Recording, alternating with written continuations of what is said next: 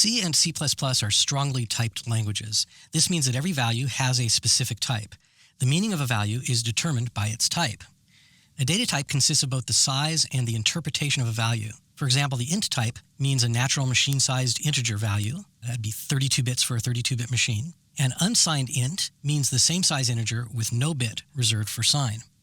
Built-in types for C and C++ include integer types for representing integer numerical values, floating point types for representing real numerical values, and the bool type for representing Boolean values true and false. This type is available in C++, but not in C.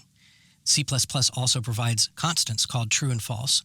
And beginning with C99, C provides a built-in type _bool and a standard header, standardbool.h, which uses macros to provide bool true and false. This is designed to mimic the behavior of C++'s bool type without breaking existing code that has traditionally provided this capability with macros. C and C++ also provide some compound types, including arrays. An array is a contiguous sequential set of objects of the same type. C and C++ arrays are very powerful, flexible, and have very low overhead. They're also the basis of C strings and the C++ STL container types. A structure is a sequential set of objects of various types. A structure may contain scalars, arrays, and even other structures and classes. C++ classes are based on C structures, and technically a class is a structure that defaults to private membership. In practice, a class is a structure that contains function members as well as data members. We'll discuss these distinctions later in the course. Classes are available in C++, they are not available in C. A union is a set of overlapping object types. This allows a single object to hold objects of different types at different times in the same space. A pointer is a reference to an object of a given type. The pointer itself typically holds the address of the object it points to. Pointers are strongly typed in C and C++. The type of a pointer is used as the type when it's dereferenced, and it's also used to determine the size of increments, decrements, and arithmetic operations on the pointer. C++ also provides a reference type. This is not available in C. A reference is very much like a pointer, but with different semantics. The major distinctions between pointers and references are that references are immutable. Once they're defined, they cannot be changed to refer to a different object. And references are accessed as aliases.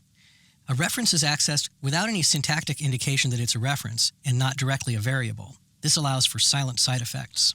We'll discuss the C++ reference type in more detail later in this chapter. Note that neither C nor C++ define a special string type, though both languages have provisions for handling strings of characters. We'll cover both types of strings in this chapter. C and C++ provide a number of fundamental data types that may be used or extended for many purposes. The rest of this chapter will cover these types in greater detail. C and C++ are strongly typed languages. This means that every value has a specific type. The meaning of a value is determined by its type. A data type consists of both the size and the interpretation of a value. For example, the int type means a natural machine-sized integer value. That'd be 32 bits for a 32-bit machine. An unsigned int means the same size integer with no bit reserved for sign. Built-in types for C and C++ include integer types for representing integer numerical values, floating point types for representing real numerical values,